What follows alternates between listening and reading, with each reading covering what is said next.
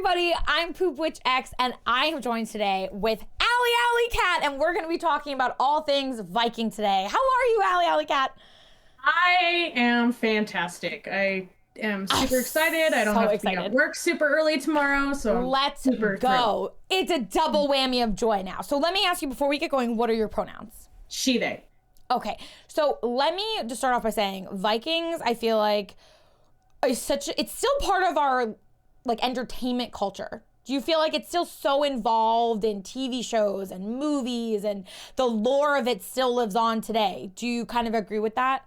Oh, absolutely. They're going to be doing a new Viking show. Right. There's like 4 of them, I swear. We get Vikings that pop up in all over the place, from Lost Girl, even freaking Xena did a whole storyline in Norse, and so it's just Vikings so interesting. Definitely show up in like all aspects of our entertainment world currently, and they're going to continue. Do you think that's going to be forever? Like it's just always going to be something that we're fascinated by and interested in? Oh, absolutely. I think that there's so much that we don't know about them that we like to fantasize about them. And because of that, it leads to this like want for more information. Right.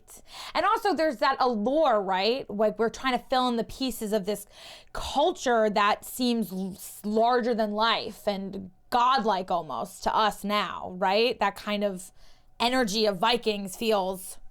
Yeah, definitely. Powerful. Like you're like, whoa, I want to know everything. So what made you interested in Vikings? Was it that sort of pull and drive of power? Or what was the thing that got you into it? So I really got into Vikings because of Xena. Oh, okay. Because I really loved that storyline. I've always like been fascinated with also Viking culture and the roles that women played within. Oh, interesting. Yeah. Viking culture, well, Norse culture, Old Norsemen. Yes. And everything like that. So my first real introduction to it was Xena. Okay. And then I watched the TV show Lost Girl, and one of my favorite characters was Tamsin, and she was a Valkyrie. And so I was like, yes, let me like focus on this. And when I was at getting my undergrad at the college right across the street from where I live now, they were like, hey, you're gonna have to do a senior thesis for your undergrad. And I was like, can I do Vikings? Yes. What a good topic. Did they let you? They did. And I did an analysis of female characters within an Icelandic saga called the Laxdæla saga, which has a lot of like amazing cool topic female characters. And it was actually hypothesized that the Laxdæla saga had been written by a woman originally because of the large presence of women in the saga, and that fascinated me, so I decided to do a deep dive into it, and I did all of that. I ended up presenting my thesis at a conference at the Air Force Academy. So was that a unique topic for the class that you were, when you were first presented with the opportunity to talk about it, or was that something that was sort of in the realm of already your thesis where you were going with it? I mean, so I was in my undergrad, I was the only one to do Norse culture. Okay. Then when I moved to grad school, like what was your like major? So I have my bachelor's degree in history. I also have a master's degree in history, and I'm getting another master's in curriculum and instruction currently. Oh boy, so you love school. A little bit. And I also don't want to pay back the student loans. Right? So are you gonna try to go for a PhD in history? Like what is your sort of goal with the double masters and for history, and what are you seeing? So currently I teach K through 12 social studies to middle schoolers. What? Is that a tiny school? How do you teach that huge of an age gap? So I'm just out of middle school, and I just teach 6th grade currently. Okay. But I teach 6th grade humanities. So I'm teaching both English language arts and history combined, which is very interesting and sometimes problematic, but Okay. But you know what though? But that's interesting that you're teaching that age group, because I feel like that's when the love of like, you sort of find something that you really get into and you're like, oh my God, I'm going to be obsessive with this for the rest of my life. Absolutely. I got super into like history. Yeah. In 7th grade classroom of art, because it was an art history class. Okay. And my art teacher used Disney movies to teach art history. And so we would do projects surrounding that, and there would be a Disney movie on in the background. Oh my gosh, that's such a cool, what a good teacher. Combining that for you guys. That's so smart. Yeah. And then later on in high school, I had a social studies teacher who told me I didn't amount to anything. And so I kind of like, whenever they ask me, why did you become a teacher? I tell them, well, I was told I wouldn't amount to anything, so I figured I'll just teach the same topic. And say fuck you to that teacher. Yeah. Major fuck you. I am so sorry that a teacher ever said that to you, but I feel like you have such a passion about history, and you made something that someone put you down and made it your, like, fuck you moment. Bitch. You made it your bitch. I didn't know how to put it, but that's amazing. And I love that energy. And I love that you also, do you teach about Vikings in your classes? Is that something you're even allowed to talk about? Because it's very violent. They were violent. Unfortunately, the state standards for where I live, 6th grade is Western Hemisphere and 7th grade is Eastern Hemisphere, which when you look at my whole plethora of like college credits, yes. I am an amazing person for the Eastern Hemisphere. Yeah, I get that vibe, yeah. I studied everything from ancient to medieval Europe, so I have 4,000 years worth of knowledge in my brain that I don't get to use. No! Instead, I get to make comparisons to Indiana Jones and tell kids about Mayans and Aztecs ripping out people's hearts. Yeah, well, you know what? That's cool. I mean, I don't know if that's, I mean, it's interesting. I don't know if we could call ripping out someone's heart cool, but I feel like, you know, with how Vikings have been shown in media and entertainment, how much of that do you feel like is actually historically correct? Like how the pillaging, the raiding, and the paganism and all that, like how much do you really feel, like how much is real, how much is fantasy? Look, I always look at it as a 50-50 rule. So 50-50, you're going to get 50% of that is going to be true. Yes. Okay. Did Norse cultures raid the monastery at Lindisfarne and pillage everything? Yes, absolutely they did. But when you hear the term Viking is not actually the people themselves. It was more like a noun or a descriptor. So if they went out to pillage, if they went out to explore, if they went out to trade, they were going a Viking. And that is where we get that term.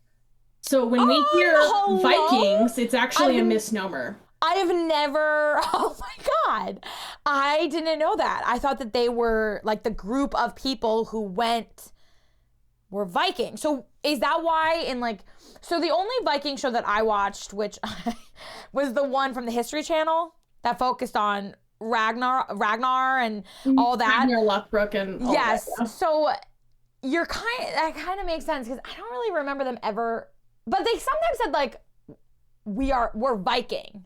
Like they sometimes said that. Is that weird was that not really, they would never say something like that?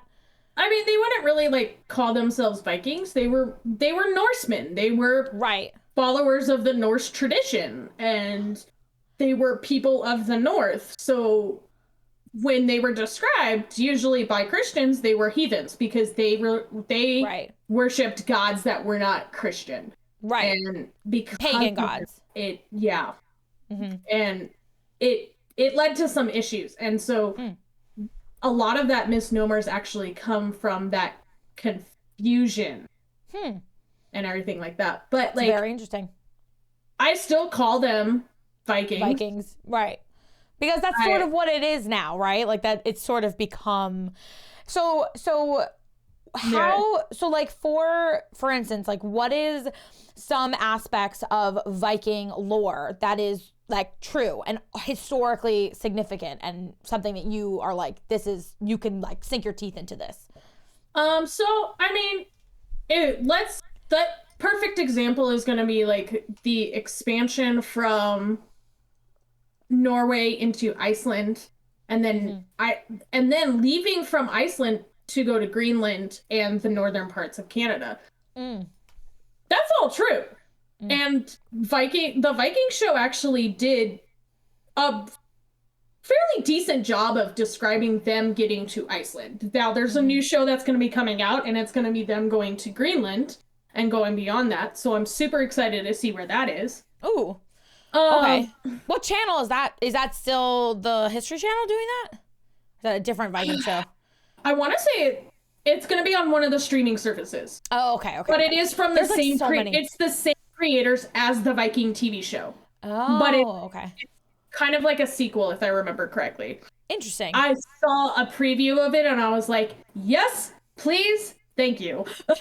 Okay, so for the Viking show that was from the History Channel, so when was my question that I've been dying is, was Ragnar significant in Viking history? Like, there is literally no proof that Ragnar existed. What? Oh my God! Wait, what about his sons and stuff? Like Ragnar Lothbrok, there's no real familial tree that shows that he is there. Lies and deceits. It's the same thing with Lagertha. Oh, yeah, it's the same thing with Lagertha. Lagertha technically never existed, and like we have a Ragnar, and then we have a different Lothbrok, but we don't have a Ragnar Lothbrok. So, so that whole show, the premise of this family and all the sons of his is like a lie. It's a fallacy. I mean, I wouldn't say they took aspects and made it into... Yeah, they made it into a TV show that they could sell men, women, and children on. Wow. So wait, so like, so who is like historically the most famous Viking? There's a lot, but like for me, it's always gonna be Leif Erickson or Eric the Red. Like, what's he about? There's Leif Erickson Day. That's the founding of North America. That's true. That is true. But like, he's the first one that actually stepped foot on North America, not Christopher Columbus. Fuck Christopher Columbus. So Leif Erickson, like what? So he came to North America because the thing that I'm confused about is like from watching that show, they made it seem like Ragnar discovered everywhere, that he was like the first person all of his sons were the first people to, I mean, it's from the History Channel, right? So when you're watching that show, you sort of think that they have some historical significance in Viking lore. But here's the thing, History Channel is also the guy with aliens. Yeah, that's true. It used to be real. It used to be historically real. And then they were like, this is not working. We need to make money, guys. they're like sexy Vikings. Let's go. But like, for an example, in the 5th season of Vikings, that's when they really start venturing over to Iceland. Yeah. And they have Un the Deep-Minded actually is on one of those boats. And her father... Harald, because there was Harold and Harald and a bunch of all this. Her father was on the boat with her. Mm-hmm. There's literally no evidence that they both stepped foot on the Icelandic shore together. Un the Deep-Minded actually went to Iceland with significant wealth after King Harald Finehair sentenced her father to death. And she had literally, her husband was killed in an earlier war. She set out with over 40 people. She set out with significant wealth. And this is literally from the Icelandic saga Laxdæla. And she was like, fuck it. I'm going to go over to Iceland and I'm going to meet up with my other brothers that are over here. And I'm going to start a community of my own. And she had the ability to do that. Yeah, I wanted to talk to you about that. Her father was never on that journey because he was dead. So, like, one of the things I feel like is a really cool aspect of Viking lore is women in the Viking history. Tell me about that, because that, I think, you know, is probably to me, and maybe to you, and maybe to others, the coolest shit. Because back then, unfortunately, to this day, there's some, you know, just a little sprinkling of disparagement between women and men, just a sprinkle, just a tiny bit. So tell us about how, you know, Viking women were just as badass as men and had just as many rights, because it's so cool. Where do I start? Just take us on a journey. So I use the Laxdœla saga as an example. So we have Un the Deep-Minded. She was able to set out with considerable wealth. She did not have to have her money tied to a male. She literally, and then she was able to marry off her brother's kids after he was killed. And when you look at it, I read a book, and it was from Jenny Jokins on women in Old Norse society, and they talked about how when there was a marriage that was arranged, that it was usually a male, like an uncle, father, brother, being set up with the wife. That would be arranging it for the female. Right. So the fact that Un the Deep-Minded was able to actually arrange those marriages, and they were profitable marriages, says a lot about how much respect that she carried in her community. Right. And then when it was a partnership, it wasn't like, right, you weren't like giving away your daughter, and it was like, but there had to be a mutual understanding on both sides and a mutual kind of yes, absolutely need. And when Un the Deep-Minded passed away, she actually like got one of her great nephew Olaf. Of course it's Olaf. I feel like everyone's name is Olaf. Every iconography from like Viking is like Olaf. When I was writing my thesis, I had to put like Olaf 1 star, Olaf 3 star, Olaf 2 stars. Because here's the thing. When it's like our version of Smith or something. You have a lot of Olafs. There was actually, in the Laxdœla saga, there were 2 Uns. They distinguished the two by making one an Un and the other as an Odd, AUD. Oh my! But they were both Un. Odd is also a bit badass. I'm not gonna lie. So Odd was able to divorce her husband because he wore a shirt that was too low cut. Whoa! Like, excuse you. That is hilarious. Because could you imagine nowadays where like if a girl wears something low cut, it's like, oh, but she got to divorce a man because he wore something too exposed. Wow, they were very different. It was scandalous. The divorce was reciprocated because apparently she wore pants. But like that's another thing. We get these like traditional things, and it comes through like that Christianity.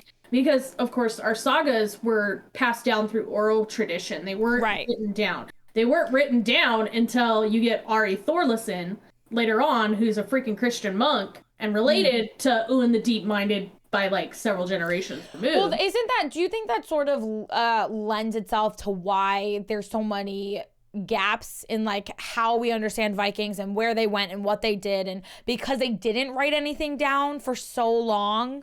Oh, absolutely. Freaking right. But I also like look at oral tradition because too many historians that I have met have said that oral tradition isn't a valid form of historical inquiry. Why? Because you can't corroborate it, and it's like that doesn't lessen the significance of that history in that community. Right. We have several Native American tribes here in the United States or in Canada, down in Mexico. Like, we have these Native tribes that their entire histories were oral tradition. Oral tradition, yeah. And we still hold on to those if they are a fact. But, like, you paint the Vikings or the Norsemen with such a bad light that you can't rely on theirs. Right. Do you think it's sort of something with also like the mentality of, you know, Christianity became so prevalent and it became so widespread, and they forced their beliefs on others, and that when the pagan gods came up against the Christian gods and the Christianity was written down, carried through texts, carried through scrolls, and pagan gods didn't have that same sort of history, was it easier to wash away, to paint the Vikings as like terrible, dangerous, because they could write it down that they were that way, and those traditions get carried on in some ways. Does that make sense? Or Oh, absolutely. yeah. When you get, but also keep in mind, a lot of this Christianity was being forced not just from freaking, for Black Stela Saga, we're talking about 850 to about 1050. Mm-hmm. 1,000 years before that, Julius Caesar is bringing Christianity to Rome and throwing his "it's my way or the highway." It's something that we've seen. See how good that turned out for him. He did get stabbed. He got stabbed a little bit, just a couple times. Yeah, just a couple. It didn't work out that great. But no, I think, you know, I also think that, you know, we perpetuate those sort of tropes that Vikings are brute but, you know, at the same time, like, they probably were pretty skilled fighters, and to be able to go into these places that were, I guess you could say, more, like, I don't know if you like the word established, but a little bit different than, I don't know what the right word is, because I don't want to say like Vikings weren't, because they were around for so much longer, but you know, like a different sort of lifestyle and then to take over. So they had to be skilled fighters, and they had to be. Yeah, absolutely. But you also get the, I call it the dual identity of women, because you have women who do take on those traditional roles of women. They're the ones that are going to stay at home. They're the ones that are going to take care of their families. Right. And cook the food, be the dutiful wife to their husbands when they come home. But you also see that in men, especially when you look at the Volsunga saga. This is when you get Brunhild and Sigurd, and Sigurd is super gentle with Brunhild. You do not get that vibe of warrior man until Brunhild is getting threatened. And interesting. They were in the Viking TV show too, I think. I remember those two names, but they were side characters. They weren't main characters. That they were side characters. But what I think is interesting is that you had, you know, the sort of tropes of like male, strong, women, you know, motherly. But then also, I think in Vikings, you could see that they, like you said, there was a swapping, and there was a, you know, women were trained fighters, right? Weren't they trained like to be able to defend themselves as well as like to become warriors? Oh, absolutely. And it's not just Old Norse cultures where women were defending themselves or defending their communities from war. I literally took an entire class on women in war, and it dated back to even before Viking times. Women have participated in war in one way or another, either a passive role or an actual more active role in throwing a cauldron over their head as a helmet and banging on it to scare people off and throwing tar on them. Oh boy. Whoa.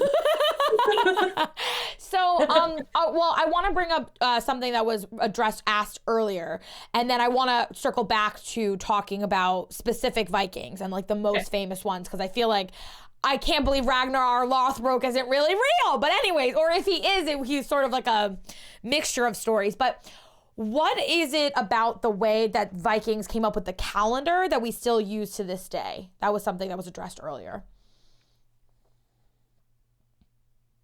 Is it like the day of the week or something? I didn't really look into their calendars a whole lot. I think we use a similar type of calendar that we still integrate into our calendars to this day. I just don't know exactly what it is. Well, let me ask you another question while you look at that. Have you seen Norseman?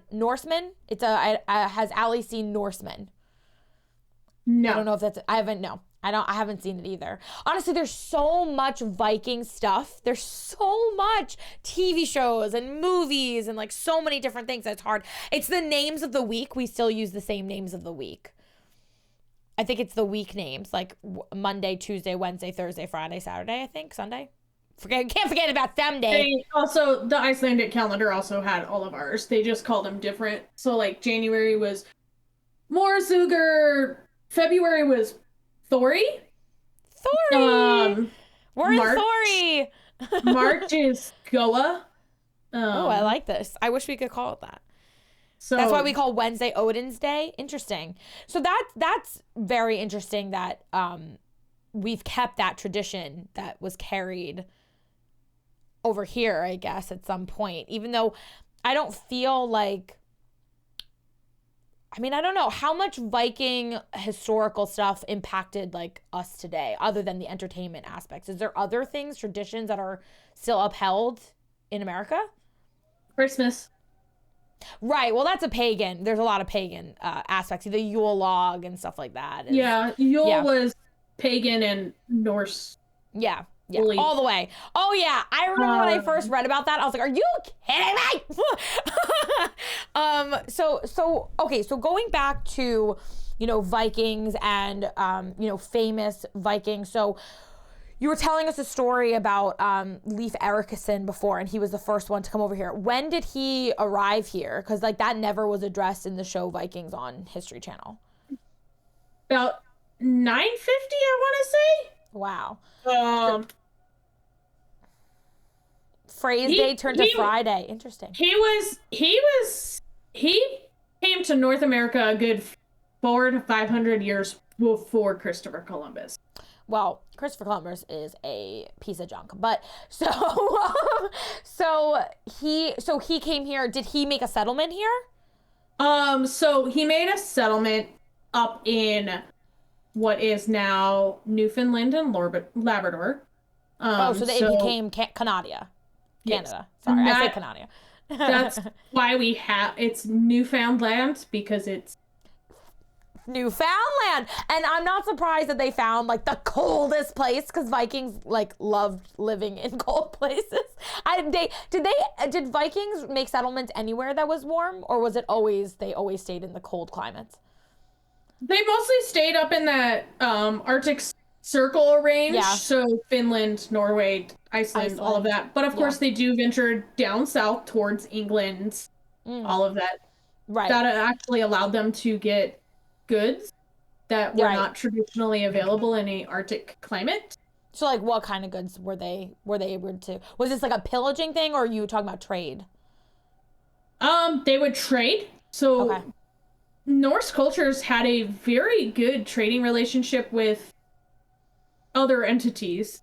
When we talk about all of those Viking pillages, so if you talk about the sacking of the monastery at Lindisfarne, that is maybe a 1 in 7 chance. 6 out of 7 times, the Norse cultures were trading. They had a very good and profitable trade market set up around Finland, Iceland, Norway, Denmark.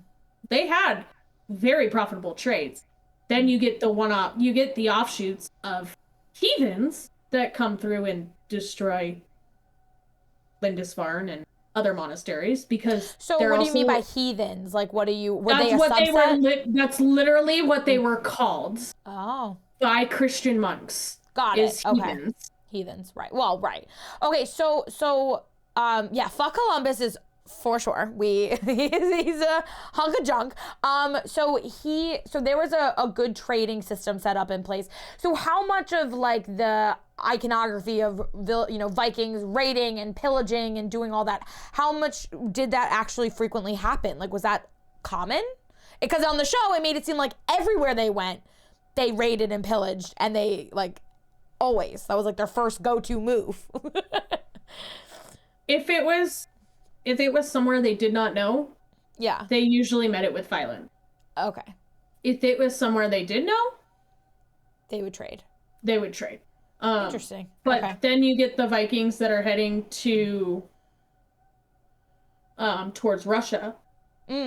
Because you have Vikings that go out there, they meet the Arabs that are also exploring those deserts and everything like that. And those Vikings have an amazing working relationship with various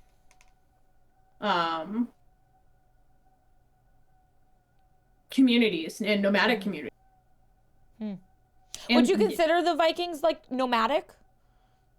The ones that started branching off and going towards Russia, absolutely. The ones that were centered around Scandinavia, absolutely not. They would build their settlements and they would stick pretty close to their settlements.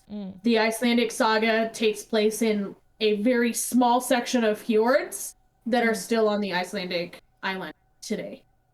Like, oh, that's cool. So are the people that still live in that like part of Iceland like descendants of real Vikings? Like, yep. So that's like, what would you say is home base if you were to want to go and look at true Viking memorabilia, things that were really part of that time? Norway, okay. Norway, Oslo. The museum at Oslo has a lot of artifacts that have been uncovered.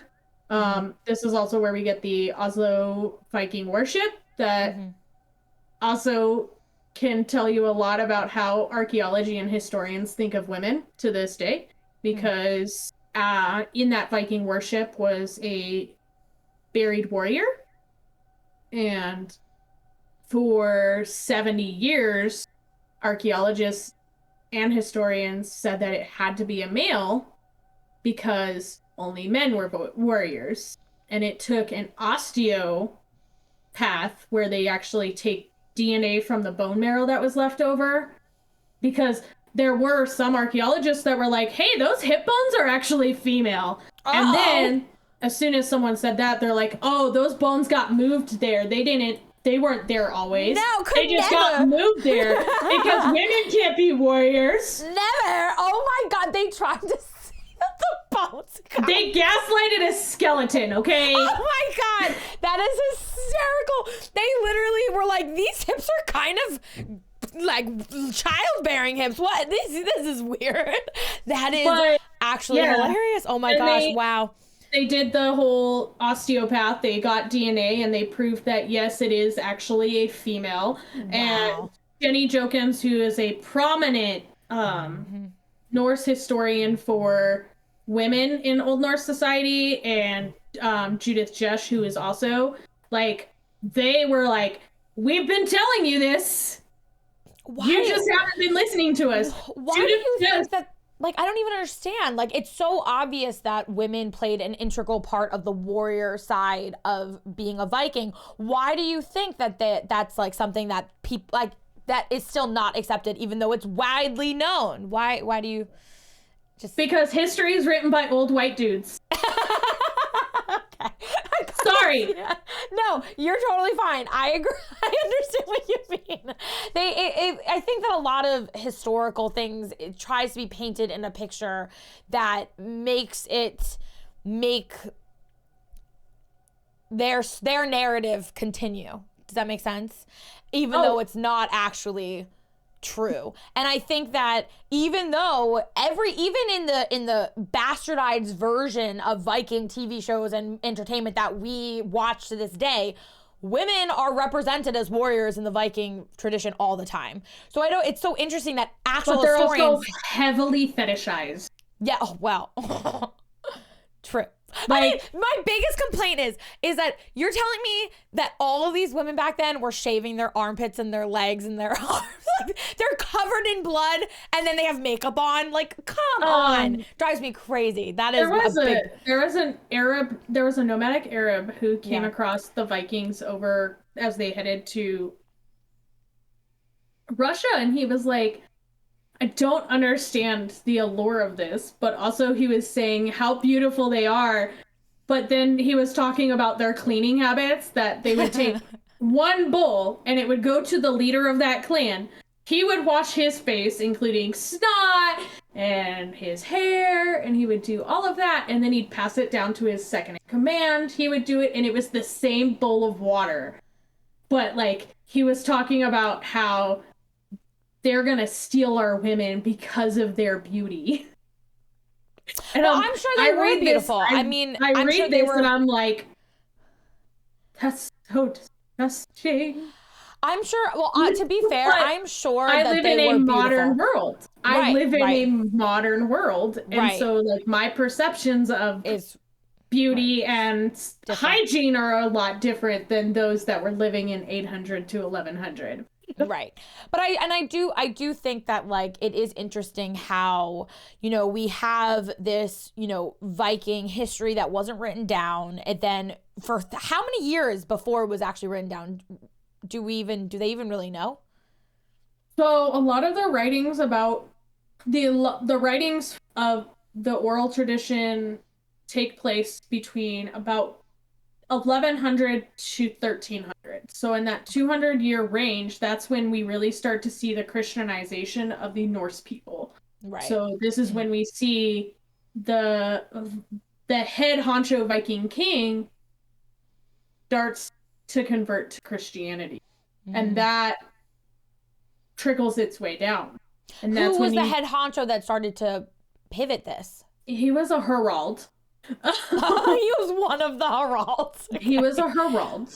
Okay. Like, there was Herald Finehair, and it kind of started with him. And that's why there was a lot of conflict, is because you have these old sect of Norsemen that follow their gods. So they're going to follow Thor and Odin and Freya and everything like that.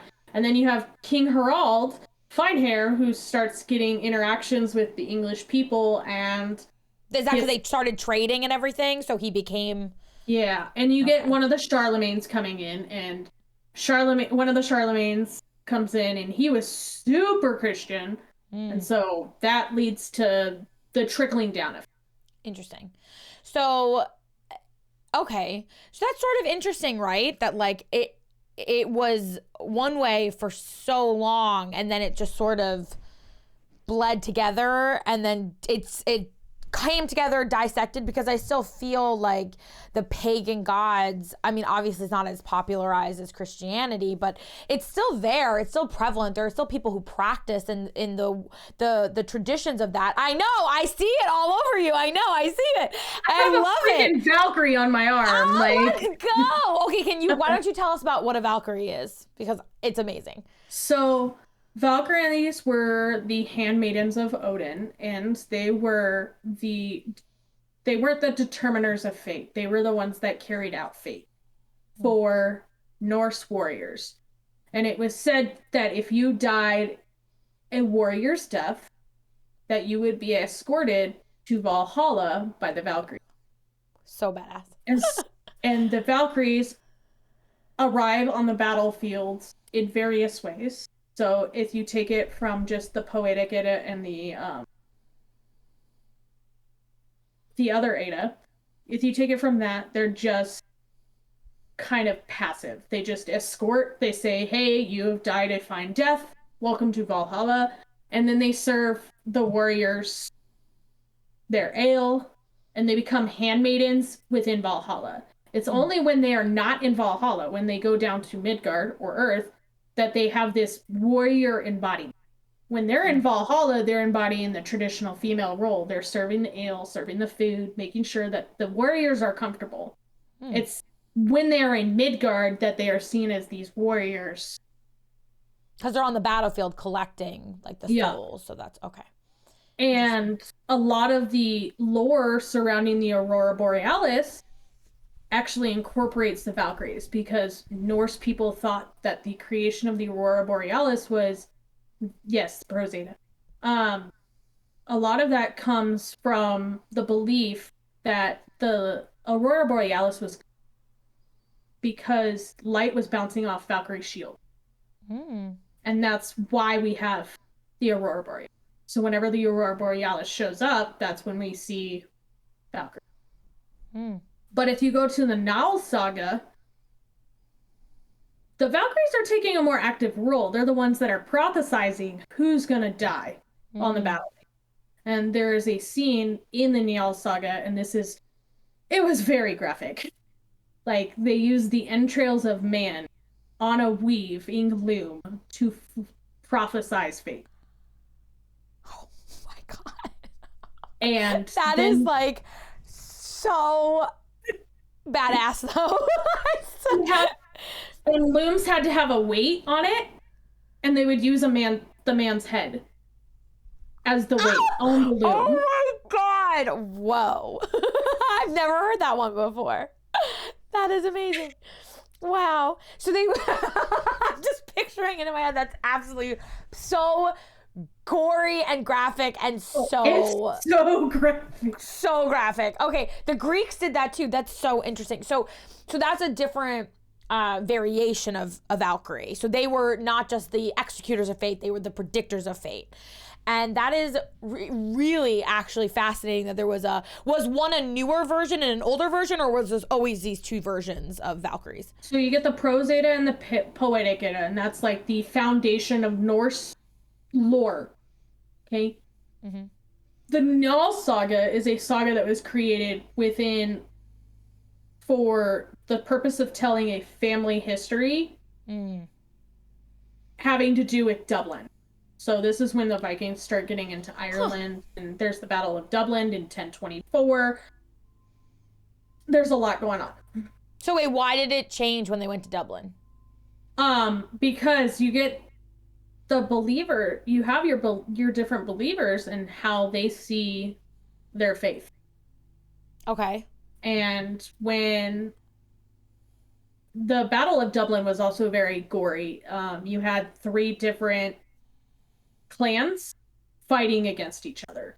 Viking clans? Yes. Fighting over land in Dublin? Land and all of that. Land, so resources. Who were the 3 Viking clans that were fighting? Bolin, another Harald, and I want to say an Olaf. I feel like you're safe saying an Olaf. So the 3 clans, so they weren't actually fighting Dublin. They were just fighting each other for land in Dublin, not the people of Dublin. Yes. Okay. So they were fighting for land and space in Dublin, and then that's of course another Olaf. So that's when the disparaging between the two different kind of Valkyrie lore happened, when that battle took place. Yeah. Do you think it was just because they spent time in Dublin? Like, did that influence them or something? I think because it was such a battle, they felt like they needed to include how graphic it was, the Valkyries, and how graphic. And so the Battle of Dublin was actually the Battle of Clontarf. Oh, sorry, you cut out. What is it? Battle of Clontarf. Oh, Clontarf. Okay. And 1014. Okay. And it was Brian Boru, who was the High King of Ireland. Sigtrig Silkbeard, the King of Dublin. Mael Morda Mercata, which was the King of Leinster. And a Viking army led by Sigurd of Orkney and Brodier. Jesus. Okay. So there was 4 people, four leaders, five leaders, all fighting for just land in Dublin, and like being able to trade, I'm sure, and make a settlement or whatever, like how they usually. So who won?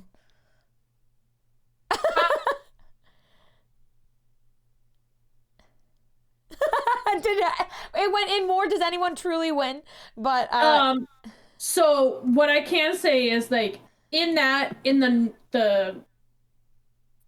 poem that the Valkyries sing, they prophesize the death of Brian, and then they prophesy the death of Mal. Okay. And all of that. So were they right? And yes, they were. Oh wow. Huh. And it was the death of Brian Boru and Mokdar Merktog the MacBrien. I trust you, whatever you're saying. I trust you. I believe you. They ended up, like, the only survivor in that entire thing was Sigtrig Silkbeard. So would he be technically the winner? Yes. Okay. Wow. But he was fighting with 3 other people against the 2. Wow. I didn't even know that was Dublin at the time a Christian state, or like under a Christian rule, or you could assume probably they were. Interesting. I mean, I feel like that's sort of when I saw on the TV show. Now, again, it's really not legitimate. I mean, now that I'm listening to you, it seems like almost all of it was contrived because so much was centric around Ragnar Lothbrok. So much of it was that I feel like it's all a lie. I mean, I feel like it's all a lie.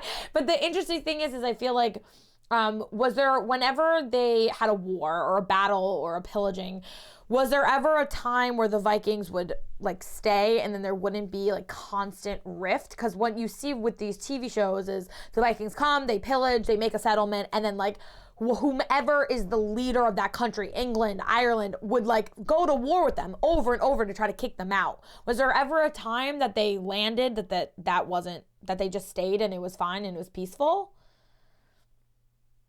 Yeah. I mean, so when you get to like the shores of the northern shores of like England or the northern parts of Scotland, Ireland, they weren't going to bother really unless it was impeding one of their trade routes. Got it. So if they were affecting the United Kingdom or Britain's ability to trade with France, Spain, and all of that, they would have just left them alone because they weren't going to expend the energy and resources, to take them out. Try to take them out, especially if they then went over to them and was like, hey, we'll let you use this land, but we would like this in return. Right. And then it become like a symbiotic sort of. Yeah. Okay. Was there ever a queen of the Vikings who like went like that was like the leader of all of them? Not of all. Okay. Not of all. Who was like the highest level woman who ever? As far as I know, in the Deep-Minded. That was the one who went to Iceland. She was the progenitor of an entire area. The Laxdæla region of Iceland was because of her. Does she still have like ancestors that live today? Oh yeah. Wow.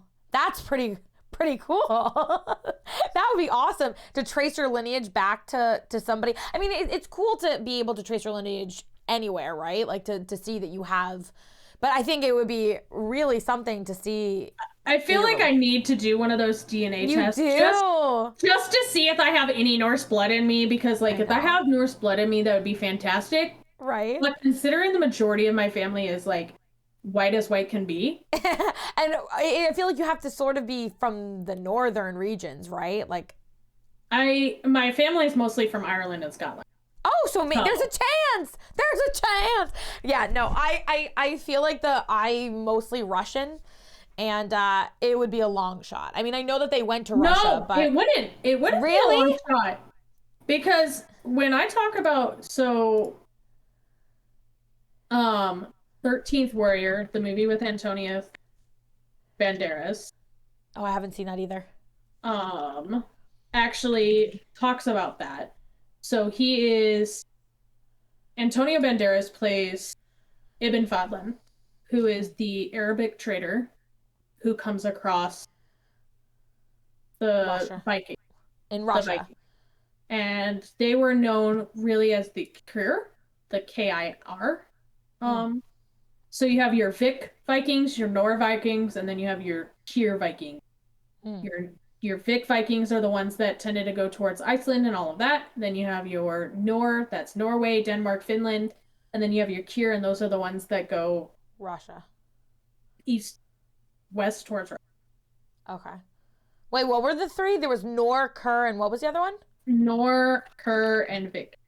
Oh, and that is why we have Viking. Because they went everywhere. They spread out everywhere, and there was all different subsets of them. No. But the Vik part is why we have Viking. Wait, why? How did that VIK?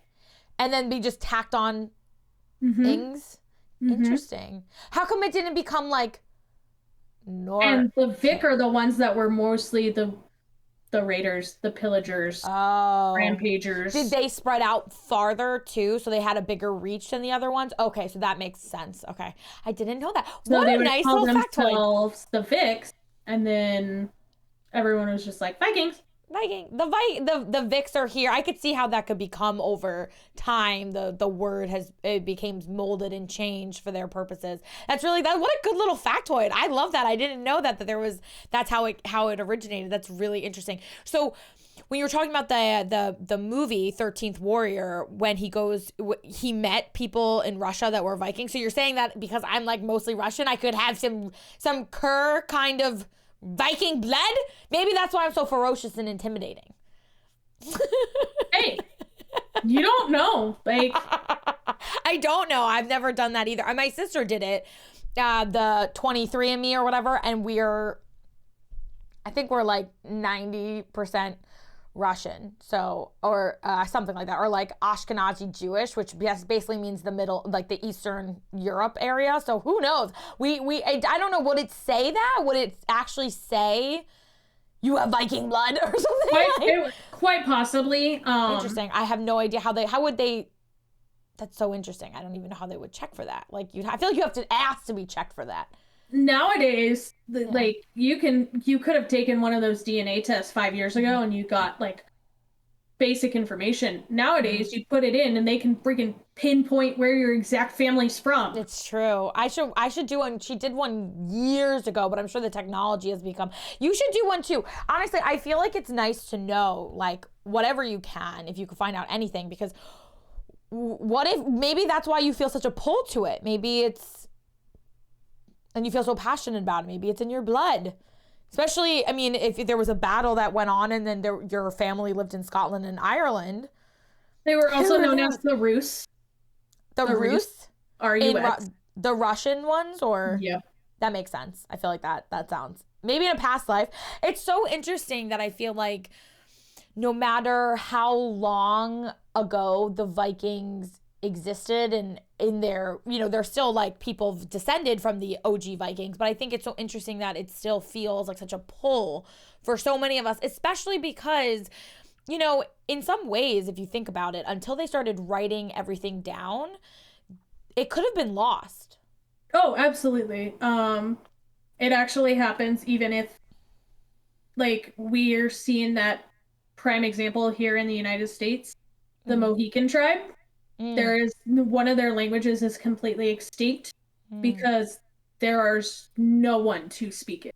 Right. Because if you don't carry it down in some way, especially if you're depending on one person or like an elder in that community and you're only doing it through word of mouth and there's nothing written, it's like a game of telephone, right? Like it can end and it can become a completely different from how it started. That's exactly how I explained it actually to my 6th graders, because I was talking to them about oral tradition and I was like, okay, we're going to play a game of telephone. Yeah. And just with 15 kids, I did a phrase. I think it was like the purple elephant was at the water hole and admired the zebra's pink suede shoes. Oh my God. I could imagine that whole sentence became something else. When it got around back to me, it was the purple elephant was at the water hole. So, wow. Like, the stuff that is lost, and that's an issue that plagues time, especially when you have a culture like Old Norse society. They technically did have a writing. They had their Nordic runes. Elder Fullhark is their writing. They did write. They carved it into rocks. They have their tails on their rocks, but they didn't develop a way to do it on a smaller scale. And that's why we don't have it written on. Yeah, right. Rocks wouldn't be the easiest. Yeah, rocks would be the easiest way to give information to and from people. That would be a little cumbersome to carry that around. And so do you think that before like certain things, when the intersection of Christianity and Norse mythology and everything, do you think that it was probably even way different than what we have now? Like significantly different? No doubt in my mind. Yeah. No doubt in my mind. I think that's why I think that there's a reason why there's so many liberties taken with Norse mythology. So you have Loki doing one thing in another tale, and then he's doing the exact opposite in another tale. Right. Thor doing something. completely different. Where we take those liberties because we don't have any concrete information. And that's also where some of the like fantasy, comes from, because so much of, I feel like even now, like Vikings seem larger than life. They seem dangerous and skilled and bloodthirsty and, sort of like, I don't know what the word is. They become very, as you said, like sort of sexified. If you look at like in the TV show that I watched, I mean, so much of it feels like a fantasy of what really probably was. So it's interesting that those liberties are always made, and that now it feels like it's very hard to find the truth. But also, here's an example. Ibn Fadlan, I have seen the Rus as they came on their merchant journeys encamped by the Volga. I have never seen a more perfect physical specimen. Tall as date palms, blonde and ruddy. They wear neither tunics or kaftans, but the men wear a garment which covers one side of the body and leaves a hand. Like, this is a Arab person looking at these Viking people that have come across, and he's like, I have never seen a more perfect specimen. Well, they're still, people who are descended from Vikings or live in that area, like Finland and Norway and Sweden, they're still, everyone knows, I don't think it's a bad stereotype to have, right? Most stereotypes are bad, but those, they are. Everyone who you see, like the Skarsgård brothers, who are actually descended from Vikings. They really are. Do you know who I'm talking about? Alexander Skarsgård, Bill Skarsgård. And then Loki, who is in the Viking show, is their brother. Did you know that? That he's also a Skarsgård? They are gigantic. They're like 6'6", and they are, they look like Vikings, right? And they are incredibly attractive people. Their father is also an incredibly attractive man. So I think that is probably true, that, I think that's one stereotype that I don't think anyone is going to complain about, right? I always joke that I'm going to go and run off to Iceland or Norway and all of that, and I'm going to find myself a good Viking woman. Oh my God. Right? We should, I wouldn't even want to go, because I'd probably be the shortest person in the whole country. I'm 5'2". Oh, I'm taller than you, babe. But I'll take it. I will take a tall person, because I need someone to reach the cereal box off the top of the fridge. I understand completely. Okay, so I want to, we're at actually, we only have like 2 minutes left because I lost track of time, but I want to ask you, so what is if you were to recommend a book for us to get Viking information and history that feels real, what would be your best recommendation? There's a book called A Viking Life. And that one is probably my best recommendation. Okay.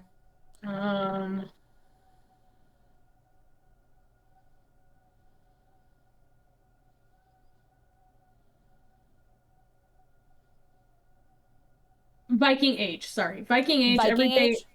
Everyday life during the extraordinary era of Norsemen.